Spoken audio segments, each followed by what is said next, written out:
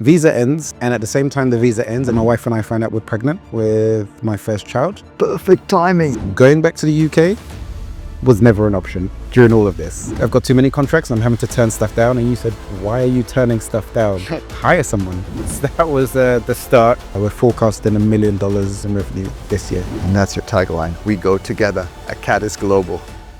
So today I'm joined by Khaled, who is a friend of mine who I've known for several years. Khaled initially came from the UK, and he was working as in ERP systems as a solution architect, moved to the UAE, moved to Dubai, also pursued a career in the same field, and then set up his own business. He's doing quite well right now, and I'm really happy for him and quite proud of his success, which I contributed tiny little bit by helping him set up. And today we're going to go into the details of his story because I find it fascinating. Today's another new business story about an entrepreneur in the UAE who has found success. Khaled, take it away, mate. Tell us, why did you move from the UK to the UAE? I've been in Dubai now for 7 years. I born and raised in the UK. I started my career there in ERP implementations.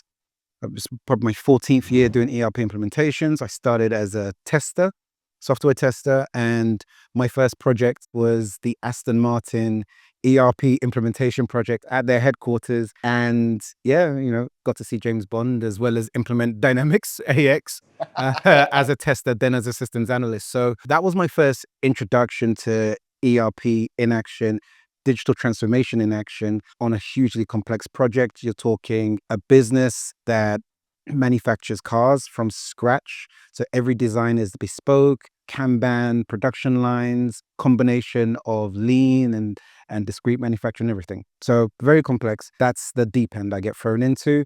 And I managed to swim. My ability to swim draws the attention of the implementation partner at the time, who was Ebex, now known as DXC Technology. And the owner of that company approached me to join them as a junior consultant. So that was my into the world of consultancy and ERP implementations. And I progressed from there.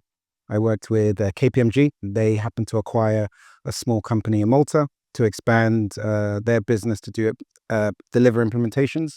They brought me on as a senior consultant. I happened to be very excited to be working for KPMG, which was at that time in my life, it was a dream to be in the city and wearing the suit. So whilst everyone was enjoying working from home on a Friday, I was like, nope, I'm going into the office. I'm going to wear my suit and enjoy Friday in the city. And by being there, I happened to be one of the few people in the office with the sales guy who just got the proposal or request for proposal from a very large technology company in the UK who wanted to implement the latest version of AX, which was going to be Dynamics 365. A huge retailer, technology company, ASOS.com, you may have heard of them. And I got the opportunity to, first of all, go on and help with the pitch for that project, working with the team inside KPMG. We won the project against 4 other partners, and then I got to lead the delivery team in implementing for them. So throughout my career, it's just been one project after another, thrown in at the deep end, managing to swim, coming out with a bunch of new skills. But the one thing I came out with through all those experiences was understanding what digital transformation is, understanding the process of successfully completing digital transformation and implementing business applications, complex business applications and systems. For a lot of, I guess, audience here who have no clue what a solution course. architect does and what is exactly digital transformation. Because we sort of live in a digital age right now, and everything is sort of digital and is sort of transforming. So you just step back and in children's words, explain what a solution architect is and what exactly do you transform digitally? It's a bit of a buzzword at the moment, but effectively it is transforming your organization's business processes into a seamless solution that introduces efficiencies through things like a shared data source. All right. So traditionally, what companies would have, they would get started. You would have your finance department working in Excel, and they've got a list of all clients and accounts related to finance. Oh, that sounds like something I've been through. Yeah. Yep. You've got a marketing team who's got a list of people there from that they're prospecting and trying to convert to customers. Mind you, the same people exist in both spreadsheets, but in separate areas within the same company. Purchasing the same thing, sales the same thing. So then you have this thing called ERP, which is Enterprise Resource Planning. And what ERP introduces is, instead of these different functions using the same data in different ways and having separate databases, which causes inefficiencies when it comes to group reporting and actually understanding numbers, you bring all of that data into a centralized system. There's one version of that data, but the application allows different departments to use it differently. So if sales interacts with the customer over here, they interact with the customer from the point of view of quotations, sales orders. When the customer pays for the service, accounts see that same customer record, the same sales order, but they get to see the payment on that side and they get to then process it. It gets to go to the accountant. From a general ledger P&L point of view, they get to see the same transaction. So it's the same customer record flowing through the entire process, through the entire organization. Now you take away the inefficiencies that are introduced when you have your data, the same data in separate spreadsheets with different practices. It's interesting you're here now because I'm sort of going for this really interesting period of my entrepreneurial life where data sources, invoice here, project management, Asana, invoice zero, not connected. And we are actually looking for a solution to maybe an existing one that could let us integrate things and then build on top of it. Yeah. Such as a Zoho, a Salesforce, a HubSpot. HubSpot doesn't do everything that we want. And of course, when you start looking, you're like, oh, we could integrate this. Oh, we could integrate that. Oh, we could integrate this. And then you're like, oh, this is quite an intense invoice here at the end of the month. Yeah. One of my questions and my follow-up questions for you is going to be, what's a good time from a bootstrapped entrepreneur to go ERP systems? I need to start going into it. And what would be the sort of first step for somebody? Simple answer to that is straight away. So I specialize, as you say, in enterprise scale ERP solutions, but actually there are ERP solutions designed for small to medium enterprises. You mentioned Zoho Books. Udo is taking the market by storm at the moment.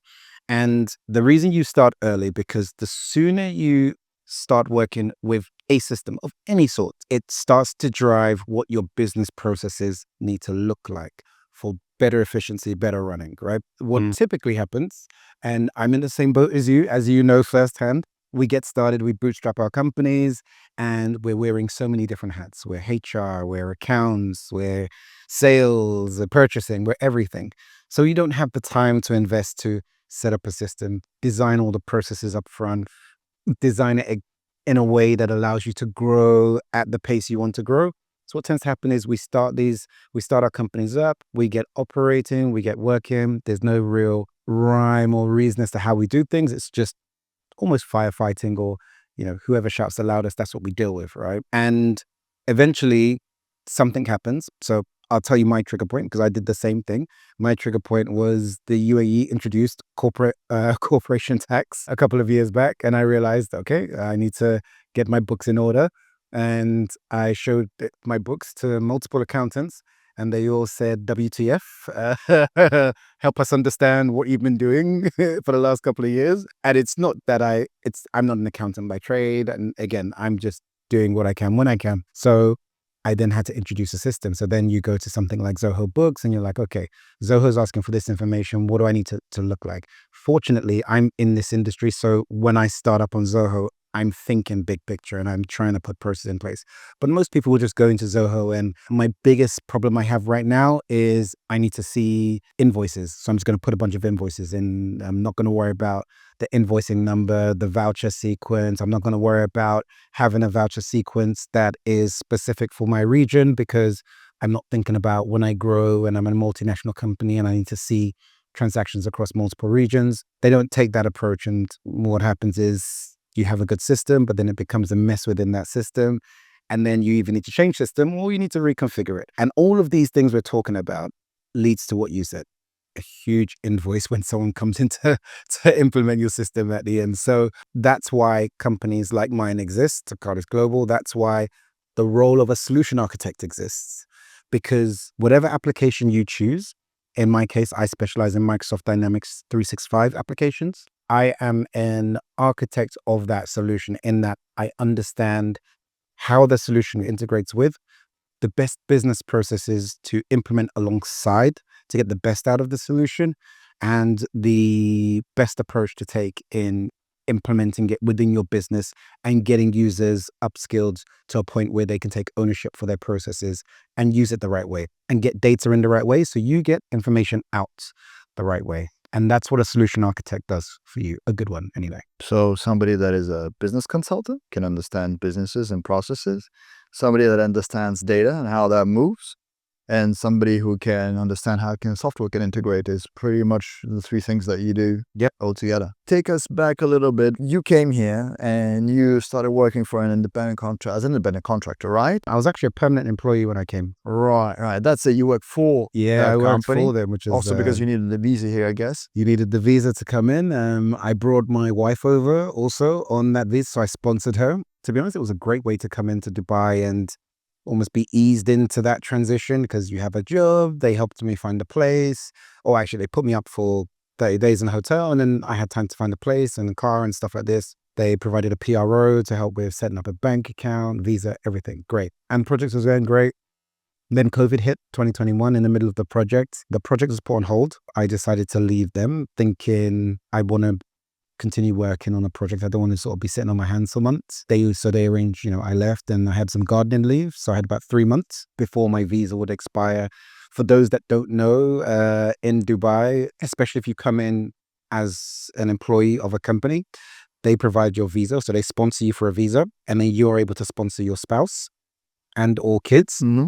And through your visa, you're able to get a bank account, a personal bank account. Everything is linked. It's an to ecosystem. Your visa and to your Emirates ID. To your visa, to your Emirates ID, and therefore to your work and your employment contract. If your employment contract ends, your company have to obviously request their visa back and the sponsored visa, and your bank account will go on hold because you don't have a visa anymore. Yeah. UAE is not the place for people who don't have work or don't have a company or don't have a visa. You have 30 to 90 days to get out, and it depends on your nationality. Some is 90, some is 30, some is 15 days, and back home, please. But my company were really good. They were like, look, you've got 3 months gardening leave. So I've come from the UK where I've got this reputation. I've never been without work pretty much for a decade at that point. So I'm thinking, all right, cool. I'll go into the UAE market and put myself out there. And it was the shock to my system was not that the work wasn't there, because I was having loads of conversations, interviews with companies and implementation partners. And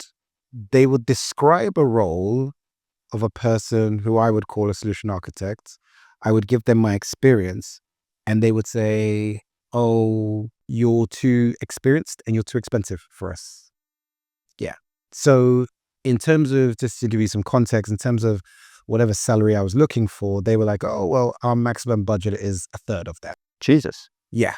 That was nothing to do with COVID. That was just around the quality of solution architect they were hiring. Then I would go and have conversations on the other side with end user clients and hear some of the problems they've had with their implementations. And then you quickly, put the two together, and you've got a lot of companies here who have the branding, have the Microsoft certification, but the quality of implementation they're doing is not good, and it's not addressing the issues of the company. They're not taking them on that journey, and they're not getting the ROIs out of it. So I saw there was an opportunity in the market.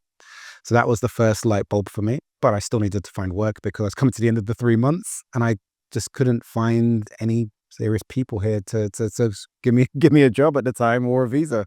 So visa ends, and at the same time the visa ends, at the end of the 3 months of the gardening leave, my wife and I find out we're pregnant with my first child.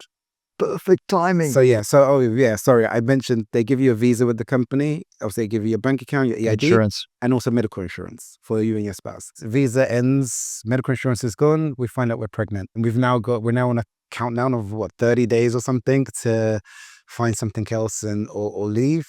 Going back to the UK was never an option during all of this. Really? During all of this, going back to the UK was never an option. Why not? Well, what was the problem? I think you're from the UK. Home is UK. Mom's in UK. We had been here at that point 2.5 years, almost 3 years at that point. We had been in Dubai, and we grown accustomed to the lifestyle. The quality of life was just so different. The weather, the people we were meeting, the community we had built here in that time, it was vastly different to the life we had in the UK. We didn't have a bad life in the UK. Obviously, we're both employed and working, but the quality of life here was just different. I could feel and I could sense the opportunity here was different. And my ability to speak to the people who can give me access or point me in the right direction of how to bring those opportunities to life was different here in a way it wasn't in the UK. So to me, leaving was never an option.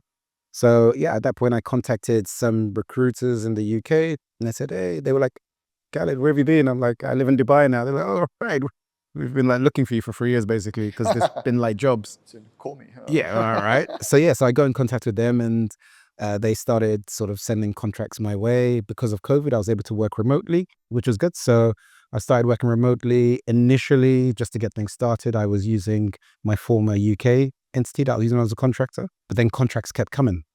So I had one contract and then another one came. And I was like, okay. And then a third one came. I was like, okay, this is more than I can handle. And I remember I came to visit you one day on the Palm and we were beachside and you were like, oh, how's life? And I was like, yeah, it's going. How's work? Yeah, it's going okay. But you know, I've got too many contracts and I'm having to turn stuff down. And you said, why are you turning stuff down? I'll never forget this. He said, why are you turning stuff down? I was like, because, you know, I'm one man and I have limited hours in a day. He said, okay, hire someone. Yeah, that was just, it was like a light bulb moment. Audience, I give the greatest advice. If you need advice this simple and this basic, please contact me. Honestly, it's worth its weight in gold because I guess I've been working permanently in Dubai for an employer. So It's a mindset shift. it was a mindset shift. Yes. And also the idea of, and we'll come to the next bit. In the UK, it's easy to be a contractor. I was a contractor. The UAE is still a growing market, still a new market in a lot of industries. The idea of being an independent contractor in the UK is very common. In the UAE, it's actually didn't exist at the time. And it was only during COVID, they started to introduce the concept of freelancer visas. Yes. Right? Yes. So I didn't know the idea of like being a contractor here or setting anything up here. But yeah, you said that. And I said, okay, it makes sense. I'm getting these contracts. I shouldn't be turning work down or turning clients away. So the first steps is, okay, let's build something. I already had contacts with great consultants in the market who were also looking for stuff. I worked with a guy on a project in Ireland a few years back. He had been in touch because he had set up his own outsourcing firm in India for Dynamics 365 resources. So we partnered up. And yeah, I set up Arcadis Global and I started working with him to resource projects globally from India to clients that came through Arcadis. We've been running now for 3 years. Yeah, so started from scratch. Yeah, started from scratch, and it was great in a sense. And it's another story of sort of, I guess, being lucky. To have that conversation with you. I'd started contracting and I wanted to set things up, and I was like, where to start? You have your structuring company, GCG. So that was a great help because I wouldn't have known where to start. So the fact that I could come to you and your organization and you guys in the beginning, you set us up with business license, or you put us in touch with Meydan, and together we set up the business license. You looked at our organization and in terms of what we were, and it was just sort of under 6 people. So we're a couple of people here, bunch of remote people. So you advise, okay, Meydan Free Zone, you have a specific type of license that didn't require us to have a physical office. Meydan Free Zone actually provide us a shared desk space within there. Also very easy to add visas if you don't want too many, so you don't have to overpay for a license. Exactly. And you only pay for a small quota every time. Correct. Which in other free zones is like 20,000 dirhams every time you want 3 more visas. Yeah. Here in Meydan, I remember you saying, I want something flexible. I don't know how many people I'm going to employ straight away or not. Correct. And you were like, and I was like, well, okay. I mean, this is one thing is going to make it work for you, and it's quite simple and straightforward. Yeah, I remember that. Yeah, and you're still here. Congratulations. Yeah, I'm very happy for you. We're more than still here. So yeah, tell us about that. Yeah, so that was the start. So yeah, we got started and projects were coming in. So we started working on projects. I think in our first year, we did $240,000.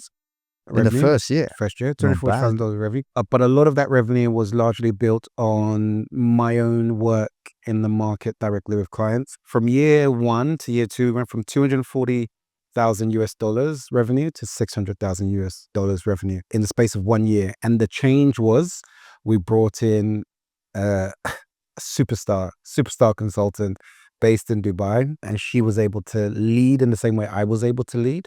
So then I was able to refocus my time on finding new clients in that time, we established a partnership with a huge global recruitment firm in the UK who agreed to pitch us to clients as a Cardis and not just pitch Khaled. So I said, I don't want to just pitch me, I want to just pitch a Cardis. And they got to work for us. So that's how we grew to 600,000 that year. And then this year, currently, we're on track. We're forecasting $1 million, more than $1 million in revenue this year. And again, that's just from, again, bringing in more people who can do what I do or better. And actually, I've got a great partner, great guy I work with. He's based in India, and we have access through him to 65 highly skilled resources. And he has the ability to talk about digital transformation, talk about the implementation process, even better than I can. And together we're making a great team at the minute. So both of our organizations are thriving. We do the same thing, but slightly different. So it's working really well. What was the trigger point and why the UAE? In the UK, I was, in terms of the company and what I was doing, I was working as an independent contractor. So I'd seen the role existed in the UK of solution architect, and there's really good solution architects in the UK. But I had seen a slight gap in the market of a different type of solution architect who wasn't only a specialist in the system, but was also a specialist in the implementation process. Because I'd seen so many projects fail. I'd seen so many projects end in litigation. A lot of ERP projects fail, whether they go over budget, they miss delivery timelines, or it's delivered and the client doesn't see the ROI they expected to see when they committed to the project in the first place. So I saw a gap in the market for a certain type of solution architect who specialized not only in the solution, but the implementation process, and could advise clients of the pitfalls that come and prepare them and give them the advice they need to avoid them and actually see success on the other side. So that was my branding in the UK, and I did quite well, and I had sort of quite a good reputation in the market. Despite being born and raised in the UK, I've seen my brother, he left the UK in the early 2000s, and he lived in Canada. I think he did Mexico, Shanghai, Dubai. So I'd seen him travel the world. So that was my first, and I'd visit him every location. So that was my first taste of seeing someone from my background live and succeed abroad. Had another friend I went to university with. He finished university, went back to live in Ghana. I visited him in Ghana. Again, I saw, each time I would see, London's great, one of the best cities in the world, but the quality of life I saw people live in these other countries was different. Whether it was the size of apartment or the size of house, whether it was the fact that they had such good weather sort of most of the year round, whether it was just seeing different people and getting first-hand experience with expats as well. That was one of the things that drew me to the idea of leaving the UK. As for why Dubai, I visited Dubai multiple times. I met, like say, other expats that lived here.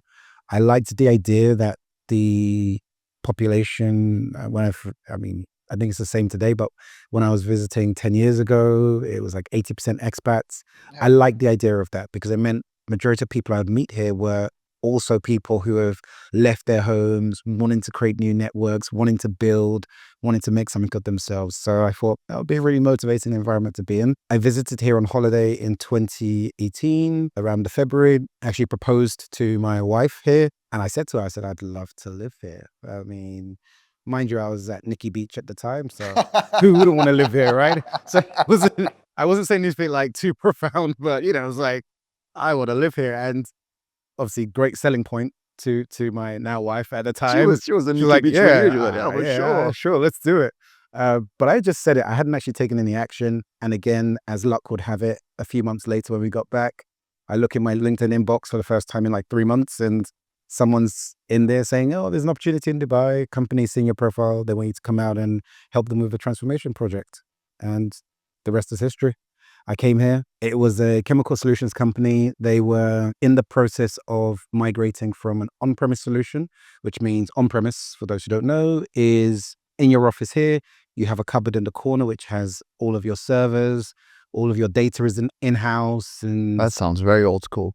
It's very old school, but it's the way. I mean, for this company in particular, it was important for them because they're chemical solutions and they're in process manufacturing. So their IP is their formulas. They don't make concrete. They make solutions that you add to concrete, that makes concrete do weird and wonderful things, right? You're building a bridge over water. They have a solution that makes the concrete waterproof. You're building a building in Dubai and not in the UK. They have a solution that makes it resistant to the summer heat here all year round. So it doesn't expand and crack and all of that. This is a valuable company. It is a very valuable company. So that was their main reason for having on-prem at the time. But the world was changing. The Microsoft solution was changing. So everybody was moving to cloud. Everyone was moving to software as a service. So my job was to come in, not only implement, but actually convince all of the other VPs that this was the right move and a safe move for their business and they wouldn't be at risk. So which involved me going all the way to Ireland to actually see firsthand the Microsoft data center and confirm with them, okay, what happens if someone steals a hard drive out of one of these cages? Like, do they get our data? And they were like, no, that's not how it works. They've got to steal it from this data center and about 5 others globally at precisely the same time within 20 seconds to get away with it. People in executive positions, obviously, that are maybe been in this position for a while now, maybe 5-10 years, or they've done a career in a company and now they're at this VP level and they finally got there, and you're coming in with some transformation mumbo jumbo and they're thinking, he wants to take my job. Did you ever have any difficult conversations within that with potential people like that are a bit more old school, don't see why they should do this? I always have that conversation. Always. Not because someone's thinking I'm going to take their job, because it's different if you're implementing CRM, because CRM is linked to your sales process. Sales is revenue generated. When you're implementing ERP, you're delivering a solution for accounts, for purchasing, for all of these departments. The solution isn't actually revenue generating. Operators. Right? And ERP implementation is not cheap. If we're talking enterprise scale, they're going to spend anything upwards from 5 million upwards. I've seen projects that have gone to 10 million and 15 million. Or over the lifespan of delivering, because some projects you can deliver in 18 months, some might take 24 months, you might deliver some in 12 months. But they're expensive projects. But the idea is you do this once every 10 years, ideally, if you do it right. So oftentimes the challenge is convincing VPs and C-suite level execs that the investment you're making will bring back an ROI that will convert into increased sales, but then it will also increase productivity of your team, right? So they're now no longer wasting time sorting data or finding data. They're now taking action based on the results of the data. They're now not spending time building reports. You can press a button and generate the report yourself, and they can work on innovation and more value add tasks. The more I hear you, the more I'm thinking I need this right now in my business, because we're in a sort of bottleneck where we have clients coming in, thank God, everybody's happy about that. That's not a problem. That's Please, guys, keep coming. We love you. But we are starting to face some operational challenges on the volume that we're getting. And obviously data is quite important because the UAE is such a fragmented market here in terms of the processes, the prices, the solutions, the different free zones, the different processes for every free zone, the different processes for the visas in different Emirates. My God. Yeah. It is a minefield. And of course, we have champions here who they don't care. They go get it. And this is why we are still here now. And our clients, I think, are quite happy. But if we want to scale and do times 10, which is obviously always in my head, how do I 10x? How do I 10x? How do I 10x? I love what I do. I think we have really, really good stuff going. And how do I 10x? And I'm thinking, if I 10x, oh my God, the chaos. It's so fortuitous that I'm hearing this. You're bashing it back into my brain. Jesus, I need to sit. Yeah. The starting point, you asked the question at the starting point, and I said start now. But before you even start with systems, you got to implement business processes. And that's system agnostic. Just have a process, have a folder structure. If you have that as a starting point, implementing any system won't be an issue and you'll get the best out of it. What oftentimes happens is that's not in place and you got to do this project. And in parallel of doing this $10 million project, you've also got to have another project to clean up your data.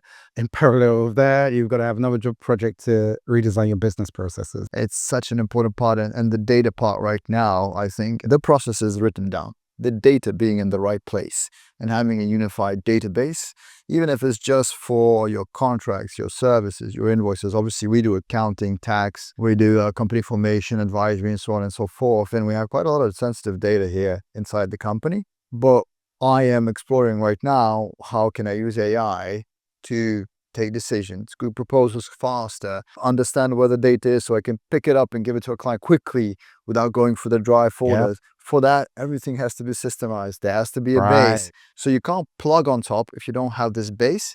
But the thing is, the base is sort of like changing a little bit, or there's an employee who came, he didn't put the folder in the same way, you don't find the document anymore, and you're like, mate, there's a process, why are you not following it?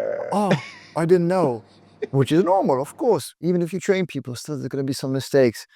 And I understand from my perspective, ERP makes it more stringent for people. It does. The system forces you to work within a process. Of course, there is, depending on the ERP system you work with, Microsoft Dynamics is, one of its selling points is it's quite customizable. So it will try to adapt to your business processes, but it's built with best practice in mind, right? Whatever best practices, whether you're in a manufacturing industry, you're an NGO, financial services, property investment, it's built with best practices for your industry in mind. It's an accounting system. So as one part of it, as a big part of it, it's an accounting system. So in terms of integrations needed for tax purposes, local tax authority reporting, this is not just in one country, this is globally. They have plugins that are very easy to access within what they call like an electronic reporting module, which is a module inside your application.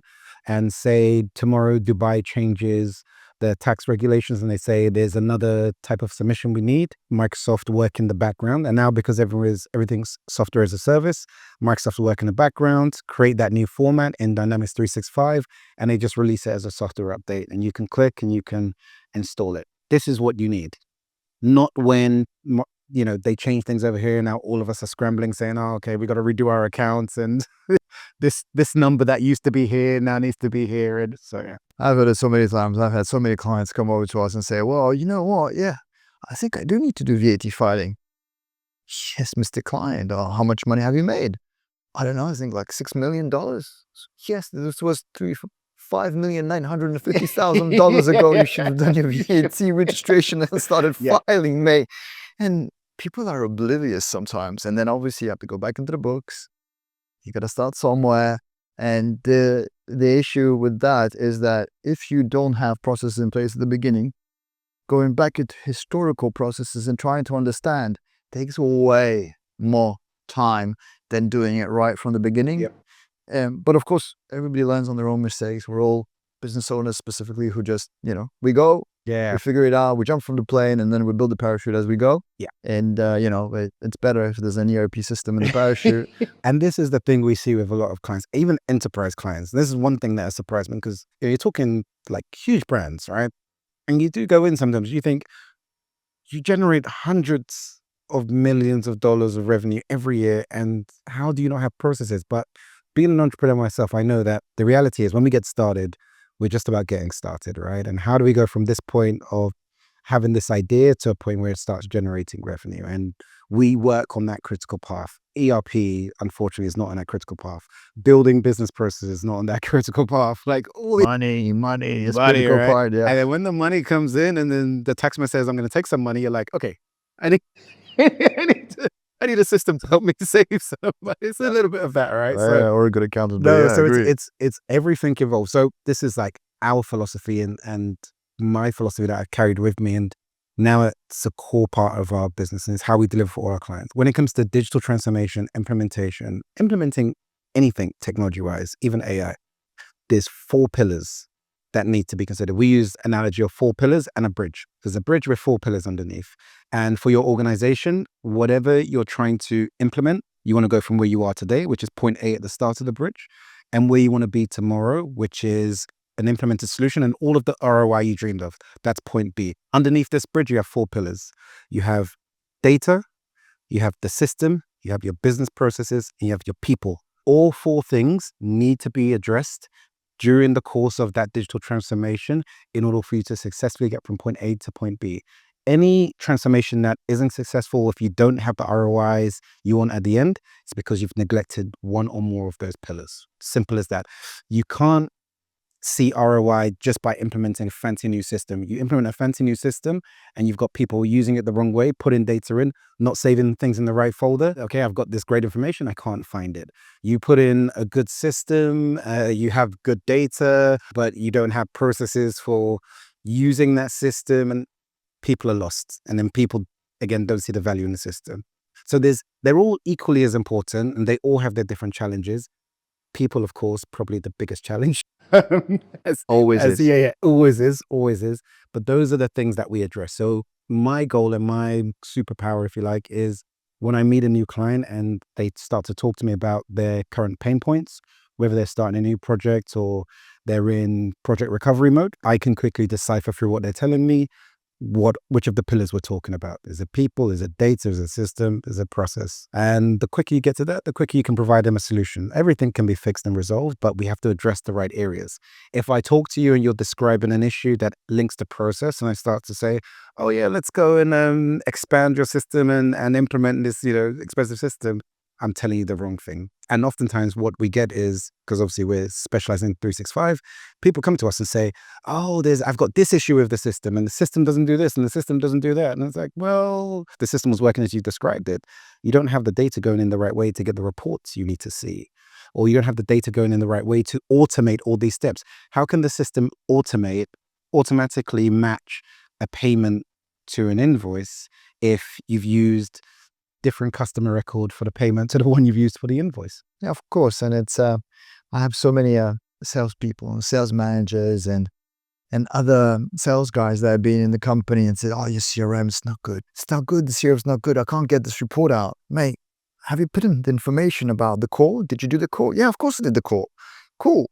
Where is this on the contact form of the guy? We've done HubSpot. I've done Zoho. I have Go High Level. Mate, what Salesforce? As a boy, I was customizing Salesforce. I thought I was a genius. It was the very first year of my company. I thought, oh, I'm going to integrate everything. It is so hard, so hard. Salesforce is so massive. And I remember that we didn't need that. All we needed was discipline into inputting the information from a sales perspective everywhere that it needs to be, or, for example, more people to help.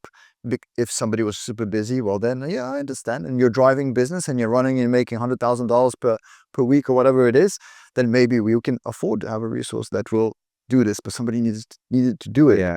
And it's not about, HubSpot was great, Salesforce was great, Zoho's great, they're all great. They're all great. But if you don't go in and do your, what I call business hygiene, at the end of the day, what happened today?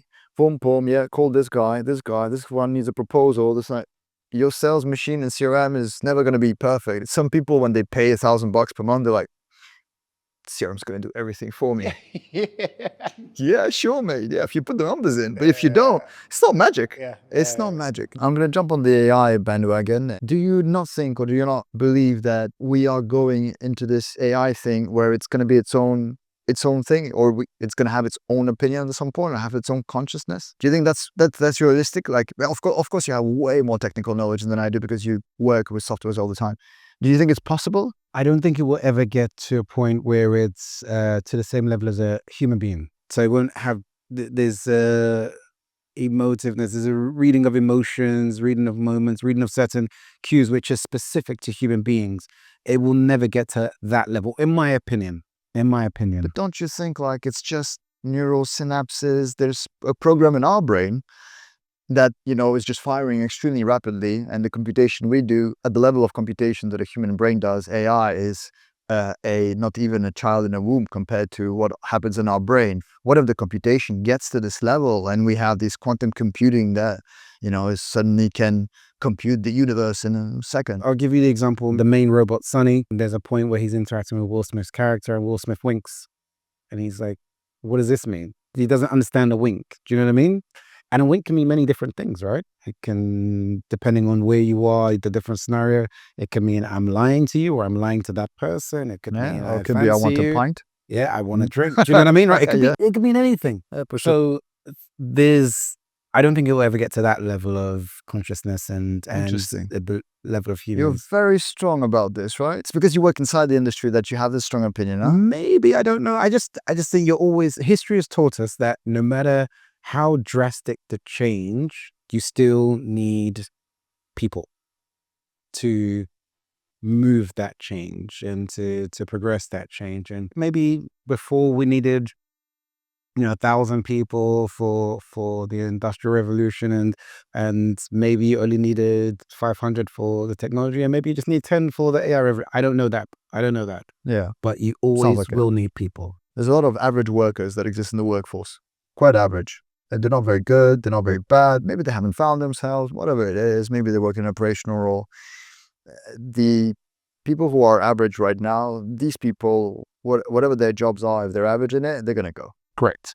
Because AI is going from average to good. This is the new minimum. Exactly. This is the new minimum. Exactly. It's no longer average. You have somebody who does average copy, my friend. AI can do copy for you way better. Yeah, there are AI detection systems, but for some businesses, it doesn't matter. Doesn't matter. Yeah, you do a PDF guide and the AI writes better than a researcher. You review it, obviously, for right information or wrong information, but that would have taken you, I don't know, 3 weeks to write it, and you write it in, I don't know, 4 hours. That's a tremendous amount of time. You can't beat AI. No. But what you can do is become the expert at giving AI the right prompt to do this, and then become even better where you can automate AI writing great copy. Instead of having to write a paragraph for the prompt, you now just write 2 lines and AI knows exactly because you've taught it. That's your new skill set, not writing copy. Your new skill set is finding the right prompt to get the right quality out of AI and level of correctness out of AI, and then streamlining that prompt further so it's single line of code, or it's a single sentence, or it's 2 sentences, and you get that's where efficiency comes. But you're not afraid that all these new tools and all this AI stuff is going to make people and end users go to more like using AI to figure out what they need to, and not people who are implementing these systems? No, because AI is technology, and whatever AI sits in is a system. A system is only one of the 4 pillars. So no matter what you're doing over the course of time, The framework. you're always going to need to address the 4 pillars. So no matter how good the system is, if again, we go back to AI and me using AI. AI is a great system. But then, me as the person, I understand the process of how AI works, but I understand what I want to put in there in terms of the data. So those 4 things together means I get the right result out. And the better I am at addressing those 4 things with whatever I type into ChatGPT, the quicker I get exactly what I need out. Yeah, so for you, it's a rocket ship that you're on and not left behind. Yeah, exactly. And you're using it the whole time. Yeah, I like that. So what are the next steps sort of for Cadis? Now you're here. Now you have 2 kids. Yeah. I just want to say 3 years, 2 kids, 1 business, from 0 to $1 million in revenue. Congratulations. And there's a little statue there at the end of your journey that will be there for maybe a big one for Khaled. Well, yeah, listen, there's a lot, I don't know about a statue, but there's a lot more gray in my beard than there was 3 years ago. If I had hair, there'd be in my hair as well. It's been an incredible 3 years, 2 kids. Next steps for Cardis now is growth and expansion. So we're delivering globally. At the moment, we're working with a client who are a telecoms company, and telecoms and networking. So they provide networking. They're a network provider across the whole of Africa. And they have about 25 they're in 25 countries, and they have many operating companies across Africa, Europe, and the UK. So we're implementing for them at the moment globally. We are taking our existing model and our framework now, and we're strongly pushing that into the GCC region, starting with the UAE and Dubai. So there's upcoming conferences, D365 Summit in December, World AI Expo in November. So we will have a presence there to spread the word, spread the name of Acardis Global, and really start to achieve the original mission, which was I was in Dubai looking for work, and I realized the quality of implementation and digital transformation wasn't there. I think now we have a proven model and a proven framework to deliver. So that's what we're bringing to the region. That's very, very good. So are you looking to 10x this business in the next 5 years? Is that sort of the dream, or 100x, or where do you want to take this? Or is this a lifestyle business for you where you are able to grow this, but organic growth? Or you want to go raise money and pump in the numbers and potentially exit it? Our current plan in the next 5 years is to 10x the business. The way in which we're going to achieve that is expansion into the GCC region, starting with the UAE, We'll be going into Saudi, Kuwait, and then into Africa shortly after that, because we've got a really good relationship with our partners in Africa.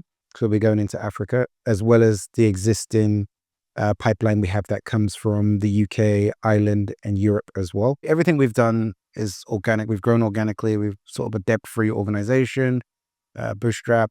We will be looking at opportunities to bring on investors or partners, not so much from a financial point of view, but more from strategic partnerships who can help us with our growth. On the different things that you in might different need regions. help with. With different you might need help in the Yeah. different regions. So that's what we're looking for at the moment, and we're just open. We're open to conversations. So we're having conversations at the moment, but the main thing is, to stick to the framework, make sure the clients we have get to go live.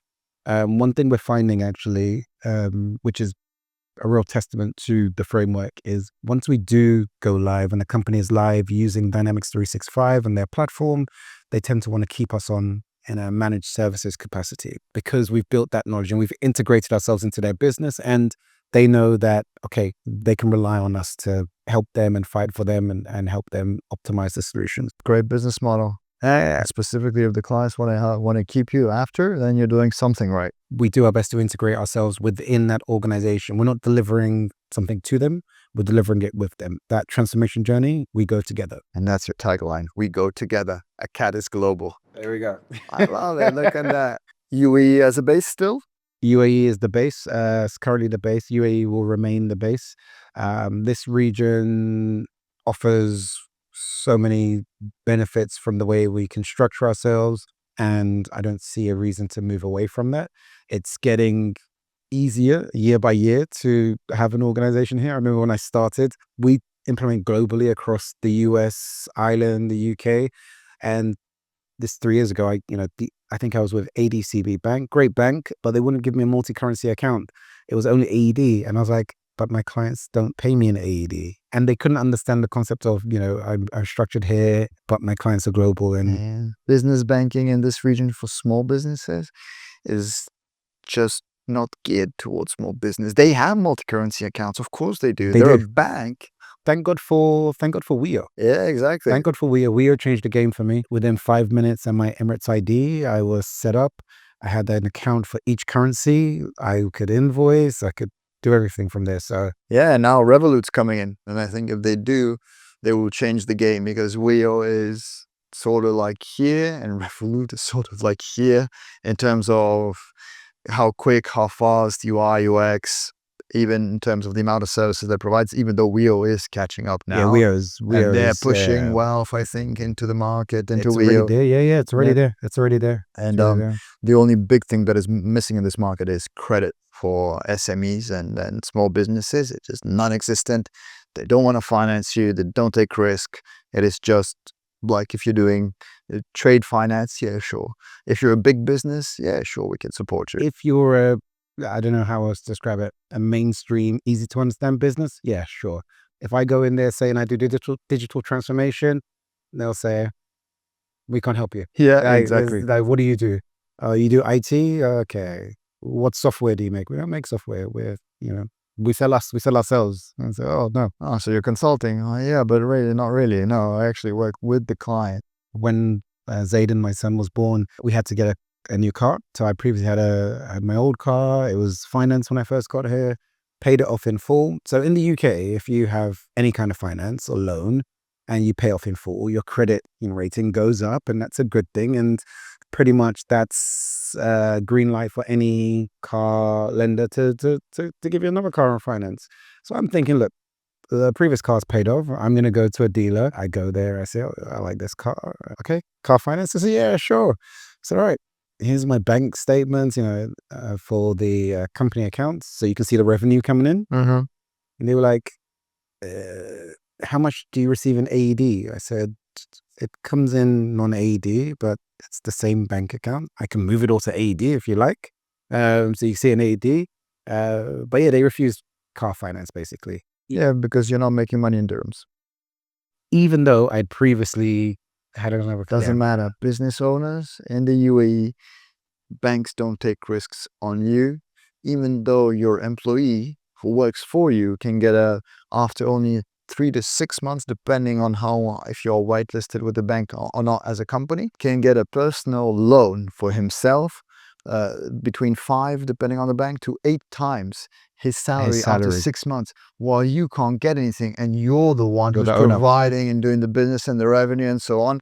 They will only consider your business and say, are you audited? Yeah, 2 years of audit minimum. Yeah. And if you don't have 2 years of audit and cash flow and cash on the account and here and there, you get nothing. You have to jump through hoops. Oh, it's super hard here from that perspective. It gets much better, of course, when you start being a little bit better of organization. Your salary is coming in on the same time in dirhams all the time everywhere. But still, even with a large salary, you still go through the audit process. They only consider you as a business, like ENBD, for example, looks at me and says, Pierre, very good. I like. Yeah. But let's look at your business. You personally, I don't care. Unless you have a lot of cash on the account, then yeah, okay. But at that point in time, why do you need the finance? You don't need finance, do you? Already. Yeah. So, I mean, it's a catch-22 in the UAE from that perspective. But again, I'll give it to them. It's a growing market. So it is improving. And that's, for sure. Again, a very nice thing I like about this region. Like, our complaints today, more than likely will be addressed. 100%. Because there's some small business owner that's going to come in here. Yeah. He's going to go, listen, there's a gap. I love this. I've been doing this for the last 20 years in Europe. Let me take my knowledge and bring it here. And there's going to be somebody in leadership who said, we have a gap. Yeah. There's a guy. He's going to address the gap. He has the technology. Like we have right now, this 10 years ago, insufferable rent, paid up front for a year. Oh my God. Paid for 6 months up front. Dude. My God, it was horrible. Yeah. Now, there are smart business people that allow you to pay them via credit card on a monthly basis. And they're the ones who get the check. Now, of course, they make a little difference. Yeah. But sometimes it is really worth it. You don't have the, 60,000 dirhams, 100,000 dirhams, 200,000, whatever you're renting out up front. It's just not there. But if you can get one check from that company, you can bring down the price of the property and then still pay monthly on your credit card, get miles bonuses. Yes, you pay an interest. But somebody came, they want convenience and plug it. For the convenience and for the ability to give somebody cash flow by not having to pay 6 months. Sometimes it's life or death at this level of entrepreneurship. Sometimes having 50K in the bank when you're just doing your 3rd month and you're like, oh, where's the money going to come from? And you're going to pay somebody or you're going to pay a provider. Jesus. It makes a big difference. It's a big difference. And that didn't exist 11 years ago. That, to my point, that somebody did come and the leadership authorized this, right? There's not somebody from nowhere that came just plugged in. No, you need to get regulated. People need to trust you. Banks need to come in. You have investors that are local, mostly investors who are backing this from a financial background. Yeah, and there's maybe a European guy who probably did it, or maybe somebody here from the region. But the journey, the innovation, thinking about the problem, solving. UAE in general is and Dubai and Abu Dhabi, so business oriented. And in terms of like solving problems, you just, again, being here, and I've only been here like say 7 years, but I've seen so much change in 7 years. I've experienced firsthand processes that I did 3 years ago that I do. I'll give you a simple one. We've got a nanny that we need to have a visa for, and I used to use Tadbir, and involves multiple trips to the office and go to this center and that center. The other day, I just went on WhatsApp to Mate CC. Within 45 minutes, my application was done. They'd set up a direct debit with my bank. Oh, I used to have to write checks. Yes. For the salary. They've set up a direct debit with the bank, and he's done her medical. I didn't leave my sofa. And that's the beauty of Dubai. Like, these might sound like basic things, but you're seeing the innovation, and it's a great place for an entrepreneur. If you see a gap, the steps for you to go from ideation to realization is not many.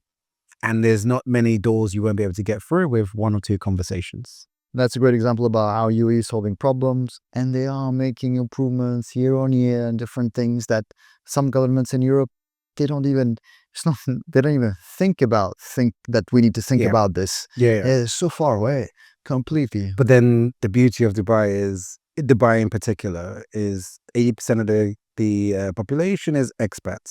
Majority of the economy is driven by money that expats spend and tourists spend. So then their thinking is around, okay, if we want to keep this going, we've got to make their lives easier. We've got to make it more accessible. We've got to make it easier for people to come in, Yeah, south of France, tourism population in summer, amount of business, the amount of money that is spent in south Yeah. of France in summer, you'd think, well, they're going to ease things for visas. They might ease stuff. They might do things differently. Hasn't changed for 20 years. Wow. So even an economy locally that is driven by tourism for a better part, you look at Cannes, 80,000 people, that's it. But during summer, explosion. They do road works in summer for the last like 7 years or 8 years that I've been there. In summer, there's always some sort of on major. And this is like the busiest time of year. You'd think you have the whole off season to do that. I think they have sort of a different philosophy here. Whereas also because leadership is very, ideated vision, going straight, one direction. Everybody's going in the same direction. That's because there's not a lot of politics here, is there? True. So it has pros and it has cons. We can debate what if but it works. Yeah, if the person that is leading has a single vision, and that vision is based on the betterment of their people and the people that visit the country, you don't have a problem. They're very hospitable and welcoming. And they've created one of the best places on earth to live, and to work, and with so much opportunity. It's quite incredible. Khaled, so where can we find you if we are looking for digital transformation and somebody to help us sort out our business mess? To find us, go to accardisglobal.com, visit our website. You can find me, Khaled Akande, on LinkedIn. Again, we're talking about Dubai. So you don't have to jump through hoops to speak to me. Simply DM me and we can meet for coffee if you're in the region. And if you're not, we can speak digitally. You can find us on Spotify, YouTube. Cool. What's the name of the podcast? Digital Transformation Talks with Accardis Global. Okay, fantastic. I'll put it in the show notes so that everybody can. Thank you so much for telling us your story. Hopefully somebody can find themselves in this conversation, learn something new. And for those who are looking to move to the UAE, potentially see your journey and go, oh man, I think that's something that I've done before. And somebody who is in digital transformation wants to come here and set up, will think about it twice now and go, oh, maybe I do have a chance. If this guy can do it, I can do it. Absolutely. If I can do it, you definitely can do it. And if, I did it using GCG, so, it's a clear route to goal and it works. And like you said at the start, I'm still here 3 years later doing well. And that is the biggest testament of any entrepreneur and business owner, is just that consistency, being persistent, and just when the road gets tough, the tough get going. Yeah. And that's, I think, a very, very, very important thing in entrepreneurship. And you're a testament to that. Congrats, man. I'm really happy for you. Very proud of you. Thank you. $1 million in the revenue. Fucking 10x now. Let's go. Let's keep going. Thank you. And I appreciate you having me on the show, and I've enjoyed this conversation. We'll do it again. Thank you, man.